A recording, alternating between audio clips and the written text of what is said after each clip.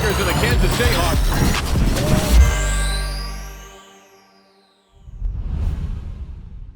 Welcome, everybody, to the Border War podcast on the Kansas City Sports Network. We're presented by 360 Vodka. I'm Jarrett Sutton. I'm riding solo today. Jeff Hawkins is preparing for a state championship at Pembroke Hill. Congrats to the Raiders, Jeff Hawkins. I hope they win it all. They're headed to Jeff City, and Jeff's done a terrific job this year. They've handled so many things with COVID, but they are on their way to a state title. So I wanted to start by wishing Jeff and the Raiders all the best as they look to get a state championship. It's been a long year, and Jeff's done a great job. So Jeff won't be with us today, but we got a treat today. One of my favorite guys is going to join the podcast. I know I tweeted it out last night. This episode is going to be a fun one. It's my old teammate, my old roommate, guy that is without question one of my favorite people on the planet. I've been in his wedding. He's going to be in mine. That hasn't been official yet, but he will be in mine. And one of the best Missouri Tigers, a Tiger great, based in Columbia, Missouri. I call him the mayor of Columbia, actually. You all know him as Laurence Bowers. Laurence, welcome to the Border War podcast, my man. Hey, man, thanks for having me. I got to ask a question. Why your voice sounds so deep? Well, hey, man, I don't know. It's just, this is kind of, I've never been good at like the intro, like, cause this is not normal for me. So I was waiting for like, how is this going to go with Laurence? Is he going to give me crap right out of the gate? Are we going to get into the conversation? So, man, no, we're good. I appreciate you throwing some shade early on just to get it started. Absolutely, bro. Absolutely. Glad.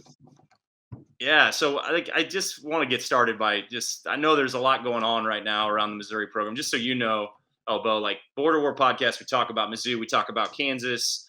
But I thought a good time right now with Jeff at State to like fire up the Mizzou basketball conversation. There's been a lot of apathy around the fan base. I really appreciate it. I know before we got on here, I appreciated what you were saying on a Facebook post about Conzo Martin. About some of the staff members that were on the previous regime. And I'll open it up to you just to kind of talk about your relationship with Conzo, because I think you had a really good relationship with Conzo, a unique relationship with Conzo. I'll say it, and I've said it before, like Conzo's a great man. We all know the type of person Conzo Martin is. He represented the program, the university, with nothing but class. He's a man of integrity, a man of resilience, and we wish him all the best. It just, as you said, it didn't work. It doesn't mean that Conzo didn't do a good job. I mean, I think back to when Kim Anderson left, where the program was at. I thought Conzo in that first year did exactly what he was supposed to do, and that's rejuvenize the fan base, give them something to be excited about, and really just give the program a lift. So I'll open it up to you to just kind of touch on Conzo Martin and what he did at Mizzou. Well, for me, moving back to Columbia in 2018, I was able to be around the program more than most people. And, I knew who Conzo was when he was coaching down the road from us when we played at Mizzou, when he was at Missouri State. So, it was very intriguing for me to just see how everything just kind of played out with him coming to Mizzou. And then also in 2013, I played against Conzo. He was coaching at Tennessee, and they beat us that game, but we started off really, really hot. And that game ended up going to overtime, man. And I saw the resilience in him as a man and as a coach. His guys really rallied around him. And it was just intriguing to me. And then he comes to Mizzou. We create a relationship, very strong relationship, someone that I consider a mentor to this day. And in my post, what I was saying was, it's so easy for people on the outside to make very harsh comments or act like they know what the hell's happening inside of a program when they really don't. But, to bash men and women who are putting their family time in the back seat, who are putting their life in the back seat essentially for the betterment of young men and young women, I think it's pretty harsh. And I think Conzo, when he was here, he came to accomplish something. And did we win a lot of games? No, we didn't. But did the program clean itself up and rejuvenate itself? Absolutely. So I think Conzo, for what it's worth, I think he did the best that he could do. And Absolutely. He's a man of faith, and I know, after talking with him, that this isn't the end for him. He's going to impact a lot more men in his journey in coaching. Absolutely. We'll get into the coaching vacancy. I do think it was time for the basketball program, and I give Desiree Reed-Francois a lot of credit for making the decision. We're seeing, particularly in the SEC, a lot of movement right now, right? With Mike White going to Georgia, South Carolina moving on from Frank Martin. Now Mizzou with a chance to really land not just a big name, because I think we get into this conversation around getting a big name or a mid-major, an up-and-comer. But it's really a unique time because just the movement really going on in college basketball, knowing that Texas and Oklahoma are going to come to the SEC, the Big 12s of changing, what names could be out there. And I still think Mizzou is a good job. I think Conzo Martin helped improve the job and made it more appealing, I think, to candidates that could be out there. So we'll talk about the vacancy in a little bit. Elbow, I want to start from the beginning with you and me, man. Let's go back. Let's rewind the tape back to 08-09. Your freshman year, you're a true freshman coming from Memphis, right? St. George's. Right. I'm going through the walk-on process. Like, let's start there. I know I'm waiting for your stories, but I just remember it as you were the first dude I ever met associated with the basketball program that wasn't a coach. I knew Coach Anderson. I knew Coach Daniels, Coach Cleveland. I didn't know any guys. I didn't know any of the players. I was nervous. I didn't know anybody. You were the first dude that I talked to. So let's start there. I want to open it up to you of what you remember from me and you meeting the first time. I'm gonna skip a little bit, but it's amazing where we have come, bro. That's my best friend, bro, and it's crazy that it started by me cracking jokes in them ugly ass shoes. Excuse my language. The light blues, man, the baby blues. Had some light blue shoes on, boy, and you came in the gym, and I was like, man, who is dude over there with them shoes on? And then I saw your shot. So you don't got the prettiest shot in the world. It go in. No, I mean it's true. It's not the quickest either. That's right. It ain't the quickest, but man, I remember like yesterday when you had walked in the gym for walk-on trials, and we thought it was all cool to be cracking jokes and stuff. We were on the team, scholarship players, and a lot of those guys we had seen at the rec. I had never seen you at the rec, but I just remember those ugly shoes, man, and I remember cracking jokes on you immediately. But it was all good after that. When you had made the team, I got really, really happy because I just remember our interaction, and I think it's safe for me to say that you are the most beloved walk-on in Mizzou basketball history. Well, I appreciate it, man. That was like when I knew, like, once you came over, because I was nervous and you just came out of nowhere and you're like, man, these shoes, what you're wearing these baby blue shoes, and they were a high school senior like team shoe, and I actually think those aged pretty well because I think those would be all right, like right around now, You know what you do with shoes like that, Sut? What's that? You take them outside and you burn them. Okay? That's what KG did. He's like, you take these off and you burn them. He was talking to Craig Sager about. Oh, that's right. That's right. That's how I feel about your shoes, bro. I know exactly what we're talking about. That's fair. That's fair. All right, so then 08-09, man. Like, I look back on our tenure, and you went an extra year with your medical redshirt, our true senior year. Like 08-09, some of the best memories, man, as freshmen, right? Like, we were spoiled as freshmen to have the year we had. We played a lot, especially in my position as a walk-on. Like, I played a ton because we were just smacking teams, right? And we had great senior leadership with Leo Lyons, Damari Carroll, Matt Lawrence, Mike Anderson Jr. And like our class, like we had a lot of guys play and won 31 games. Let's talk about that year. Is that a year that jumps out to you in terms of like it's your first year in college, the success we had too? Like, we kind of came out of nowhere. Nobody really expected us. Absolutely. Because, to win at such a high level as a freshman, and we all played, like you said, I didn't play as much. Me and Steve didn't play as much. I mean, I had four forwards in front of me that were legit forwards.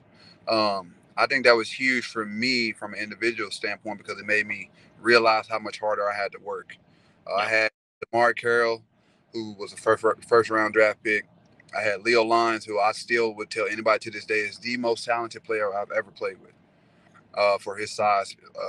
And then I had Keith Ramsey, who was just, all around great JUCO player, and Justin Safford, who had been in the system with Mike Anderson and knew him really well, was athletic.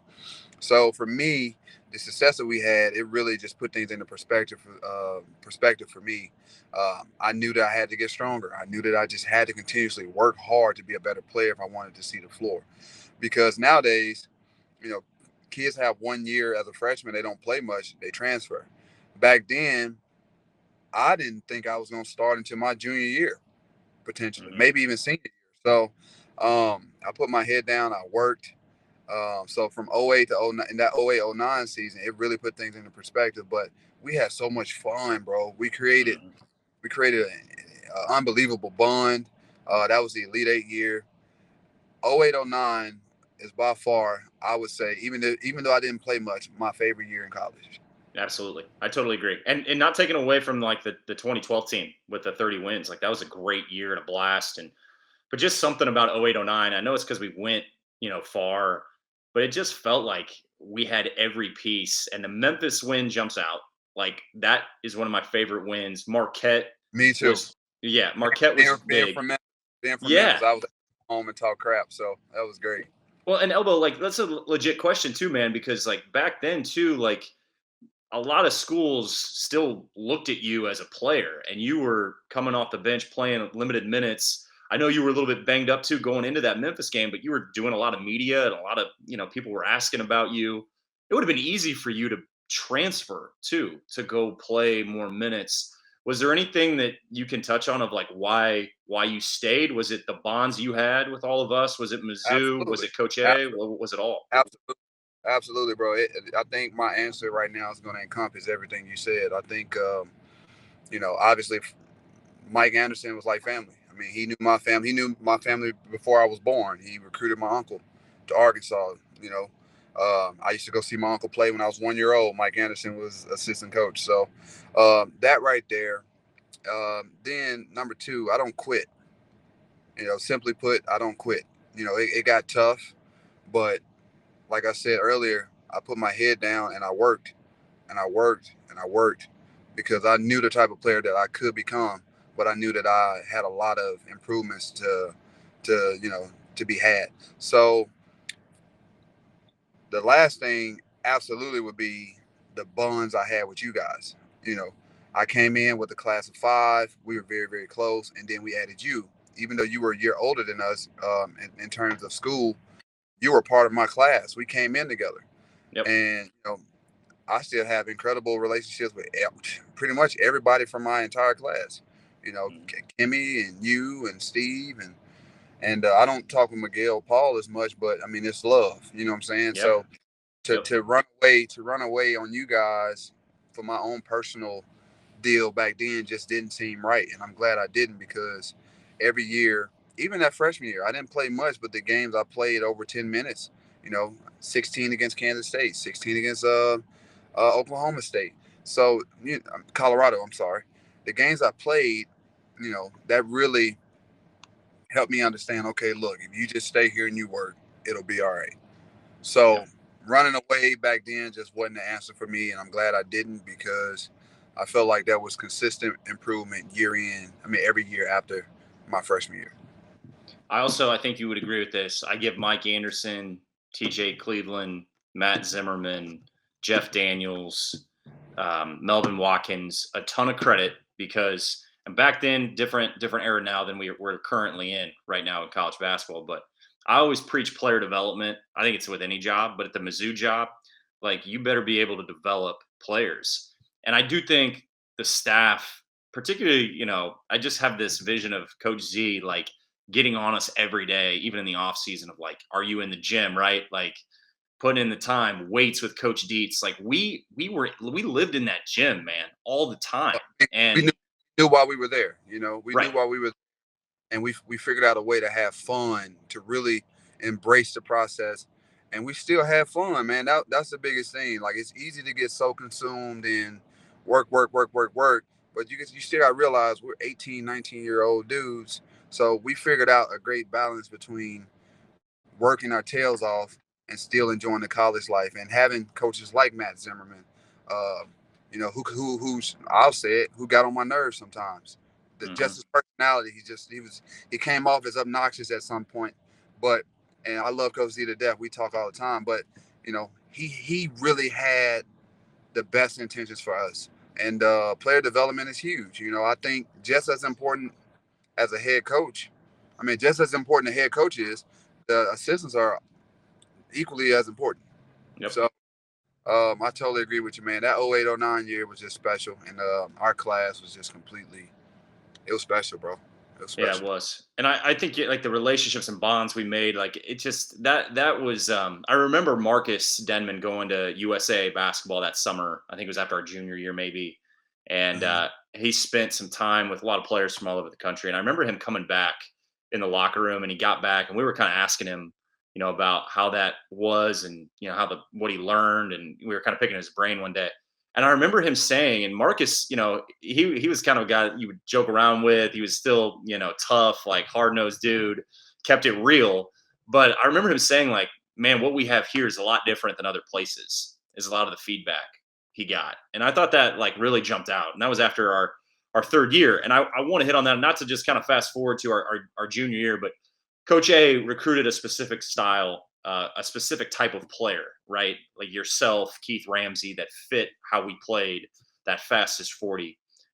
The end of our junior year was tough. Like that's what I remember most before Coach A left. We didn't finish the year as strong as I think we were capable of finishing, right? We lost some games we shouldn't have. We flamed out early in the Big 12 tournament. We go to Washington, D.C., lose to Cincinnati, and it's a wrap. And Coach A's off to Arkansas.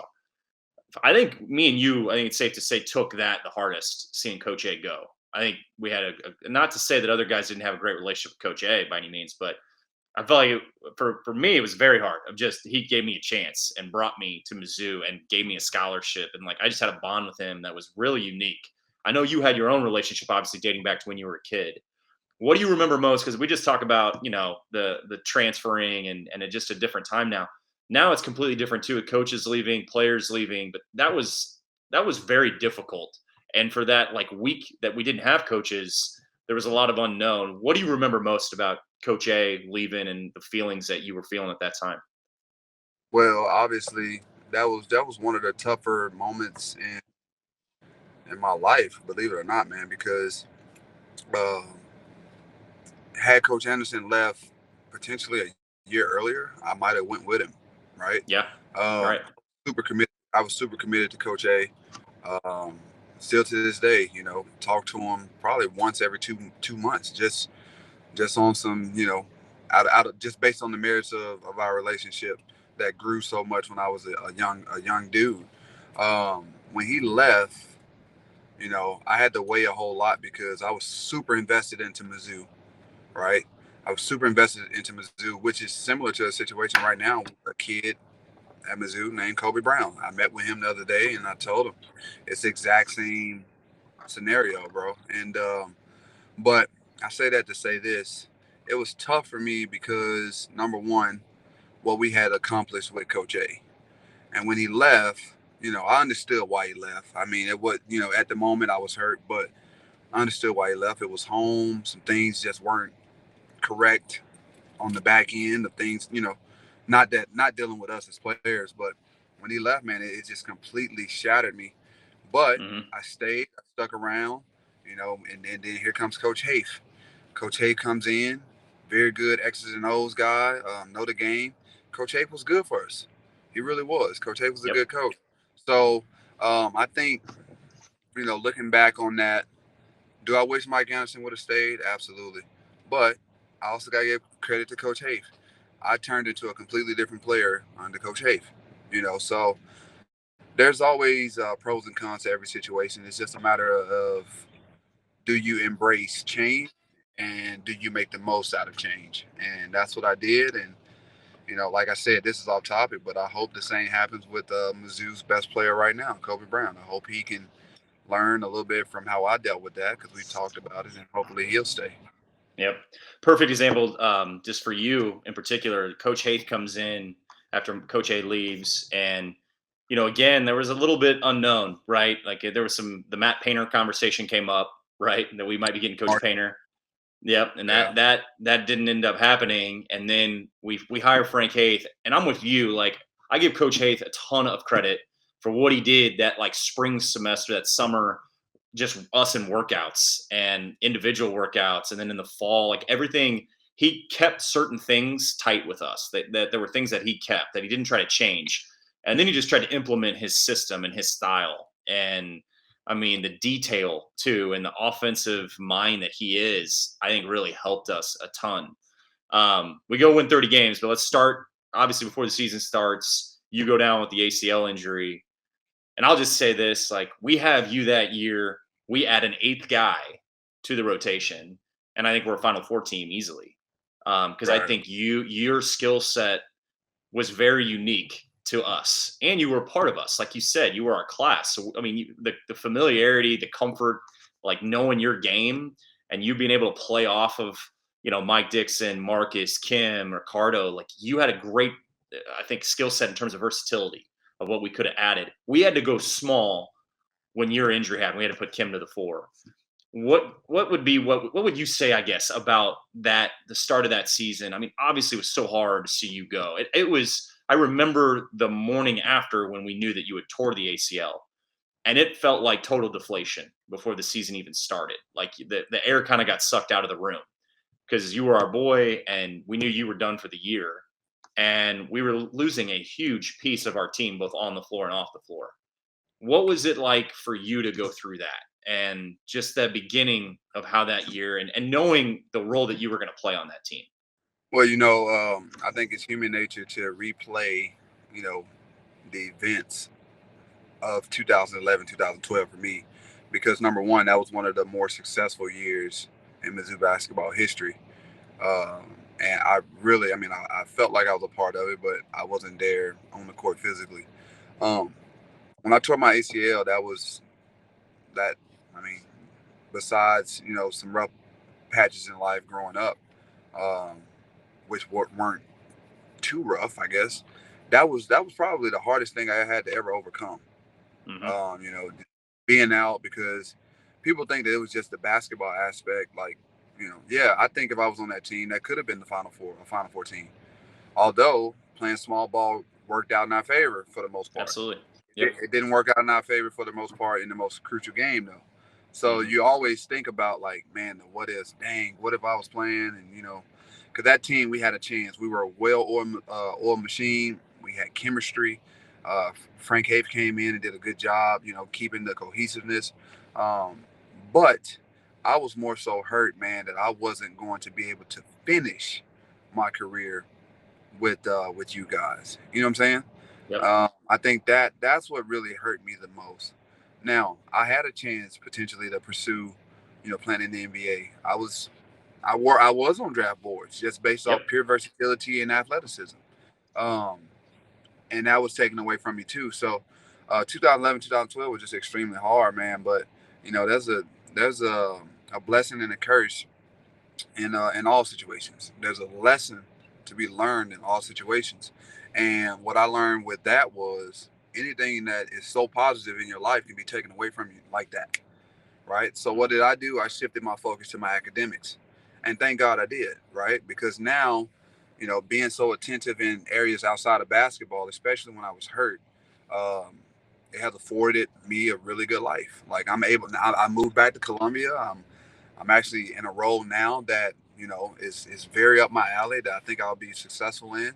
And that's all made possible because of the type of person I was at. I mean, the type of person I was while I was at Mizzou, the type of student I was. So 2011, I tell everybody, one of the lowest times of my life, but it also created a drive and motivation in me that is unmatched.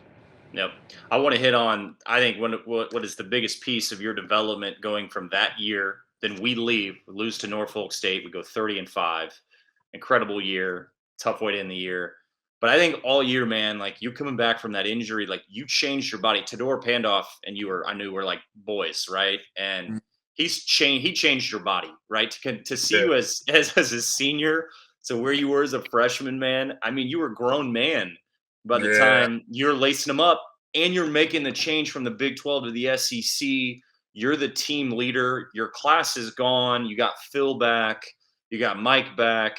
There's things going on in terms of the transfers that we were bringing in at that time. So you're the tie over in all of this, right? From 11, 12 to 12, 13, and you're coming back from injury and you have a great senior year, man. Like, just talk about going from that year we leave and graduate. You're around, and I still felt like just watching you play from afar. Like, I'm not in the day to day, you still are, and I'm watching you have all this success, and it was such a great feeling. But it almost like you missed that. You wanted to be celebrating that with you.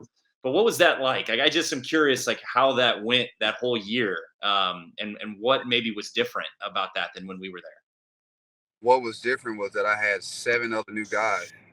Um, I think that's pretty, you know, blunt, but Right. it just, none of us had played together. It was an experiment, bro. And I'll tell people to this day, I think that 2012, 2013 team that was after you guys left, me and Phil were the guys that led that team. I think that might have been the most talented team in Mizzou history, bro. Like, No question. honestly, I think that Totally might have agree. been when you look from the top of the roster to the last person. I think talent wise, that was the most talented roster in Mizzou history, and people can dispute that, but it was just hard, man, trying to contain so many egos and make everybody mesh, and we had a good run. I mean, I'm almost certain we got to top 10 at one point in that year. Mm-hmm. Uh, Phil had an incredible year. I had a really, really good year. I started off really hot and then had another injury to my knee, unfortunately. But um, it was just tough, man. Like, and it reminds me so much of like the transfer portal now, where coaches are having so many guys transfer out and come in. Like, it's hard to build that cohesiveness, bro. Like, I think the reason why we had such a good run was because I was there for 4 years. You were there Mm-hmm. for 4 years. Kimmy was there for 4 years. Steve Moore was there for 4 years. Marcus Denver was there for 4 years. Like, Yep. you just don't see that now, right? Continuity. Now, Yep. see guys come in for 1 year, 2 years, transfer out because they didn't play much as a freshman, or they got somebody in their ear that's telling them how good they are, which really they're not that freaking good. But so that team in particular just kind of reminds me of how today's game is. Now, credit, we weren't that bad. We still had a good year, but it was tough. It just wasn't the same, man. It wasn't the same as being on the floor, lacing up with you, Kimmy, Marcus, Steve. And I missed the hell out of that 11, 12 year. Like, the fact I didn't even play that year, but I still missed it because I was around y'all. I Mm-hmm. was dressed, suited, and booted. Boy, I was looking better than Coach Hayes sometimes. You know what I'm saying? Oh heck yeah, Uh, man. but it Absolutely. was, just a good time to be around my bros, and I'm appreciative of the bonds that we have all, you know, held on to Yep. from time. Your senior year, the games that jump out to me are at UCLA. That game, I know that was a tough game, but God, you guys played so well in that game, I and think that me was and Phil literally, I think that's the most in sync I've ever been with a player. Was oh that you? man, it was Like, I feel like unbelievable. Just in my life, bro. I think Phil had 18 assists that game, yeah, and I don't remember how many points I had, but all of them were me and Phil like connecting eye to eye, like just the looking at. connection. It was just like that's basketball. Like what makes basketball so great, man. You guys' connection, and UCLA wasn't a bad team. Like they were really good, They and like beat us. They ended up you guys, beating us. you guys carved them apart. Just you two Yeah, alone. yeah, we did. Man, like and Phil, like I was like Phil had eyes in the back of his head. He was an incredible passer, It but was, like man. man, dude, he would just set you up all day, and I just knew it was coming too. Like just actions you And guys would that's run, and it was like elbows getting a bucket here. absolutely, and that's what fast forward into the current state of Mizzou basketball, man. To be honest with you, I think a point guard. I think No a point question. guard. I think if we can secure a legitimate point guard, man, I think I think all about. I'm not gonna say all about troubles, but I think that's a huge void for us. Like a point guard, a pass first point guard like Phil Press, Yep. or like Mike Dixon. Mike Dixon was more engineered to score, but I mean the guy could pass. Like I feel like that's what uh, Mizzou needs right now, just from a former player that goes to the games, watching the game, know the game. I think we need to get a point guard, man, because talking about Phil, it brings back really good memories. The dude could actually. I think he might have been one of the best point guards I ever played with. So Oh God, yes. I think you bring up a good point too of just like we need a point guard. Absolutely, we need shooting. I mean, how many times have we talked about that? Just being able to play in a modern game, guys that can stretch it, shoot the ball. Something you developed, right? By the end of your career, you're shooting threes. Something you always wanted to do. it was really Uh, important. yeah, and I think too, when like to touch on the vacancy real quick, I always think about like when we were in the Big 12 and with Mike, it was very different, right? We wanted athleticism. We didn't need to have like bulky back to the basket Cole Aldridges of the world centers. That's not how we played, right? Right. And fast forward to Frank Haith. I mean, you guys brought in Alex Oriaki, which is kind of the Ricardo Ratliff that you guys were wanting to establish as like a 5-man. I get back to just like philosophy and style of play and recruiting guys that fit your system, right? Like you don't have to be in on everybody, but you should be targeting guys that you want to bring in that fit your style. Whatever coach comes in, whatever style of play they want to play, up and down, fast paced, get out and run, shooting, tough defense is always going to be talked about. But I just think you got to bring in and target guys that not only can play and have skill, but in the SEC, it's athleticism and size. And how many times have we talked about Mizzou over the years with Kim and with Konza, where they just don't match up in terms of size and bodies. And I think that's another thing that I'm really curious to see. When you look at some of these coaches that are out there and how good the SEC is now in basketball, it's much different than when we made the move when your senior year and your first year in the SEC. It was Florida, Kentucky; those were kind of the powerhouses. And now there's just other schools that are involved. You look at what Auburn's doing. You look at Alabama. You look at Arkansas. I mean, there's some really good teams in the SEC that are competitive. And if Mizzou wants to do that, they're gonna have to target some size and some athleticism. Yeah, absolutely. I think point guard, and a 5. Absolutely. We are small, and I love Trayvon Brazile. I really hope Oh that he gosh, yes. stays. I hope that he stays put. I really like Kobe Brown. I hope he stays put. Hmm. But those guys, Trayvon Brazile can't be our 5-man. No question. It won't work. Not his natural position either. Yeah, exactly. As much as I love the kid, I think he's a stretch 4. He can shoot. He's super athletic. I can see him as a stretch 4. Kobe can be at the 3 position because Kobe has really good ball handling skills. Kobe's not a point guard though, and there's times where I feel like the ball is in his hands a little bit too much. But we didn't have a choice. So I do Yep. think that our glaring deficiencies is point guard position and a true 5. And when I say true 5, it doesn't necessarily have to be like a Cole Aldridge, because that's almost not even a thing anymore. Traditional post players, but somebody that has a little bit of girth to them, somebody Hmm. bang down there and still run the floor. A guy that I think has made um, really good improvements, and people not gonna like hearing this, is McCormick from Yeah, Kansas. As big as he is, he moves the floor really well. he So does. just having something like Tshiebwe from Kentucky, strong as an ox, but run the floor, can do multiple things. That's the type of 5 that we need here at Mizzou. And I just hope, with the whole vacancy that Desiree, and I'm a huge fan of hers. I hope that she does herself justice, does the university justice, and everybody justice, which I think she will. Get us a good coach in here, and a good coach will see what we need. Yep. I got a couple more questions for you, but I did want to hit on like you mentioned the transfer portal. Let's take Kentucky, man. Like Oscar Tshiebwe, Kellen Grady, Savari Wheeler.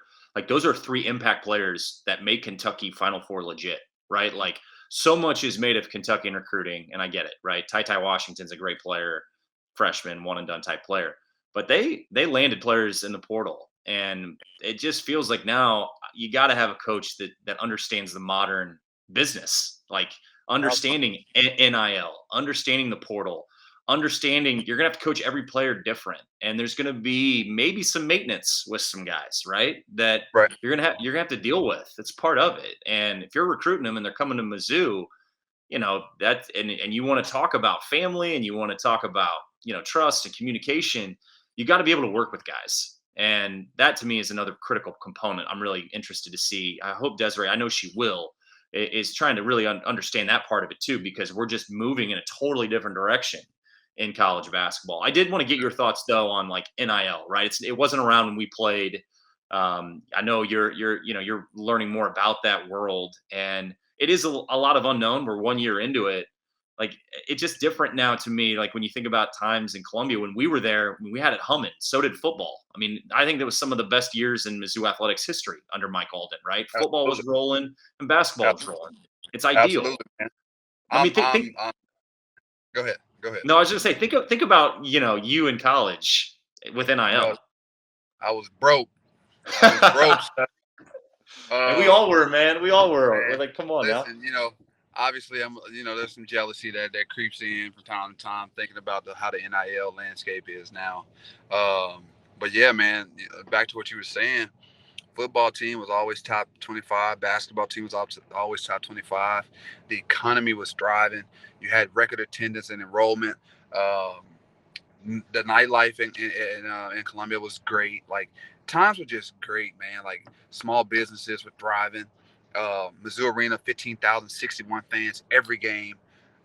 People came into Mizzou Arena and never expected us to lose. That's the type of culture that you want, right? Yep. And I pray, anything that you can possibly wish for, I wish for when it comes to Mizzou basketball, just off of the merits of me playing there and having success. But I really think the NIL stuff is changing the game, man. I think as much as people say, the who's who are going to remain the who's who, and the rich getting richer and the poor getting poor, all those cliches, I think it does allow certain schools to have a better chance. So if done right, if done correctly, NIL is not a bad thing. It's a great thing. Student athletes should have been paid a long time ago. And that's easy for me to say. But now that we have this in play, it's very important for donors or investors to understand how it works and make sure these kids are taken care of, because I remember, like my family wasn't able to travel to a lot of games. They just couldn't afford it.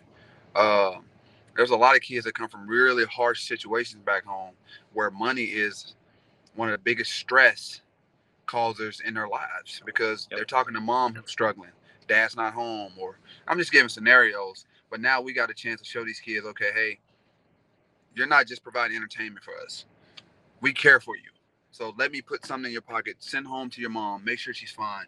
Have your mother or your sister fly to a game.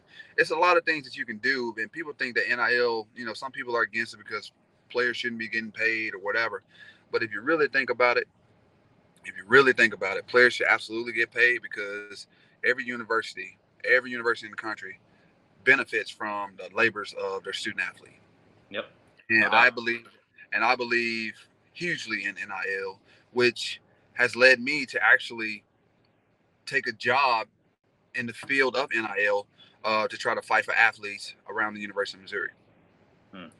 It's player empowerment, man. And whether you like it or not, you better get behind it, right? You better embrace it, because it's not going anywhere, and it's good. Like the game evolving, the business, the sport evolving, it's good.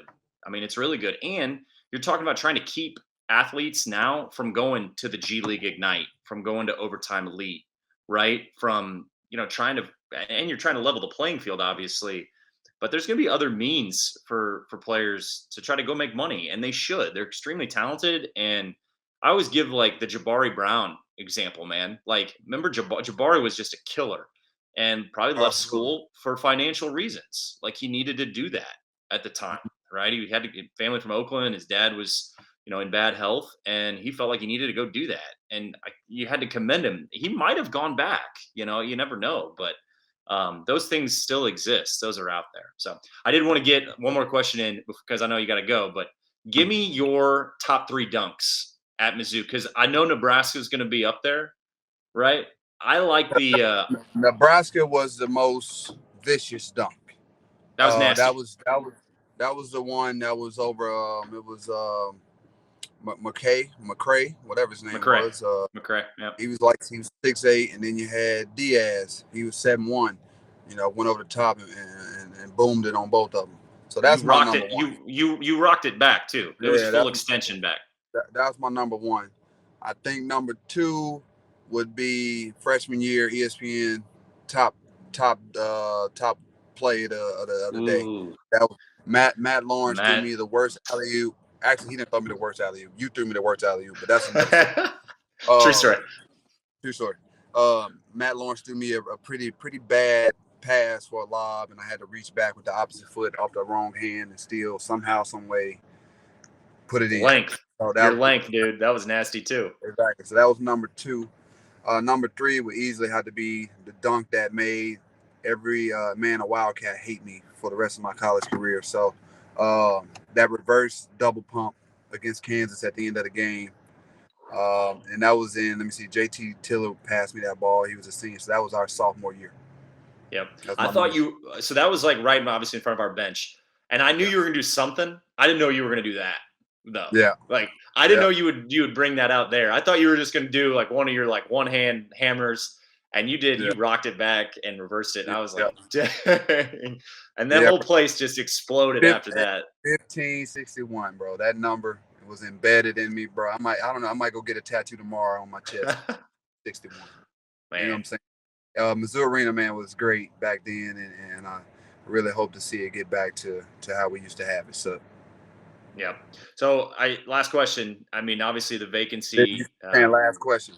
You said this last is question. It. You said this last question 5 questions ago, bro. Hey, I wanted to throw you this so you could answer it if you wanted to. But what's your thought right now on the vacancy in terms of, I know there's names out there. Obviously, our boy Kim English at George Mason. I'd be ecstatic if he got the job.